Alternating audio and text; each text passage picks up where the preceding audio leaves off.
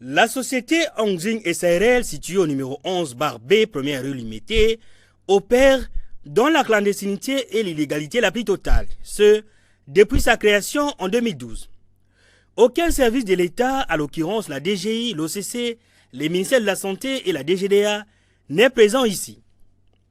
Et pourtant, la société génère des recettes considérables. Les douaniers de la direction provinciale Kiniville, dans le cadre des enquêtes de routine à la recherche des produits d'accise, ont découvert ici une usine moderne de fabrication de l'eau minérale et le jus. La direction provinciale Kinshasa-Ville a proposé à l'entreprise des pistes et solutions pour se conformer à la loi et payer les droits de l'État. Après maintes tergiversations, l'avocat de l'entreprise écrit au DG des douanes pour l'informer de leur disponibilité pour se conformer à la loi. Le numéro 1 des douanes congolaises avait d'ailleurs instruit ses services pour travailler avec le groupe Hongxing. C'est ainsi que le directeur provincial Kiniville avait résolu de déployer les douaniers pour suivre la production de la société. Les permanents de la DGDA ont été chassés quelques heures seulement, comme des malfrats par des Chinois qui sont gardés 24 heures sur 24 par des unités combattantes prêtes à tirer. Chaque fois que les douaniers descendaient sur place, c'est la bagarre qui éclatait avec les Chinois.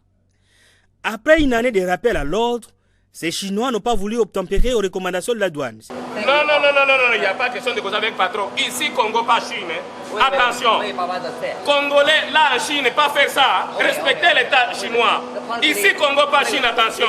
Pas que soit appelé patron. Patron ici, c'est l'État congolais. C'est pas chinois.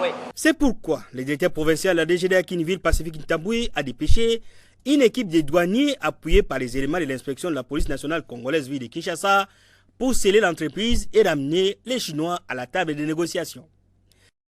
Il est 7 heures quand ces éléments de la brigade douanière et la police nationale assiègent l'immeuble abritant le groupe Hongxing SARL. Un imposant immeuble de 4 étages encore en construction. Un véritable labyrinthe à quelques mètres du boulevard Lumumba. Derrière ces rideaux métalliques, c'est la caverne d'Alibaba où tout y est.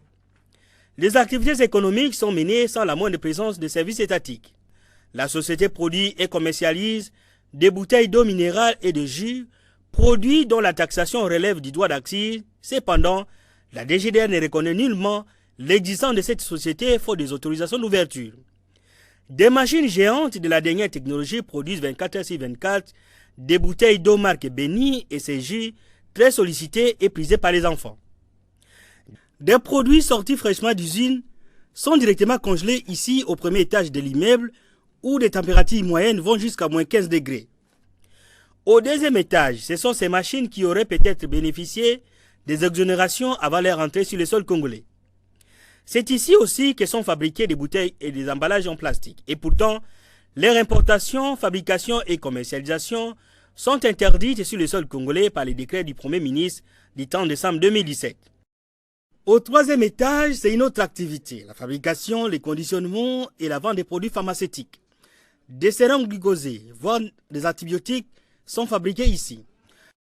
Des cartons de produits parfois périmés depuis 2010, pour lesquels les malais des Chinois changent seulement l'emballage, sont déposés à même les sols, dans un local pollué, prêt à être embarqué dans ces camions pour leur distribution, dans les hôpitaux chinois, voire même dans les pharmacies privées de la capitale et de l'arrière-pays. Au quatrième étage, c'est un véritable capharnaüm où des objets de tout genre, parfois insensés, sont stockés. Des produits qui portent des étiquettes de diversion. Dans les bâtiments de derrière, réservés à la résidence des Chinois, c'est les dépôts de matières premières pour le mélange de jus, de l'eau minérale et pour la fabrication de produits pharmaceutiques.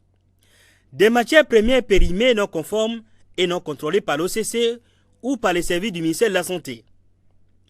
Un endroit insalubre produisant une odeur nauséabonde, difficile à respirer même pour quelques secondes seulement. Les maîtres du lieu, ce sont ces Chinois. Ils sortent les uns après les autres. Les plus récalcitrants sont maîtrisés pour des raisons d'enquête. Des douaniers de la direction provinciale Kinshasa-Ville passent au peigne fin, étage après étage, local après local, à la recherche des indices probants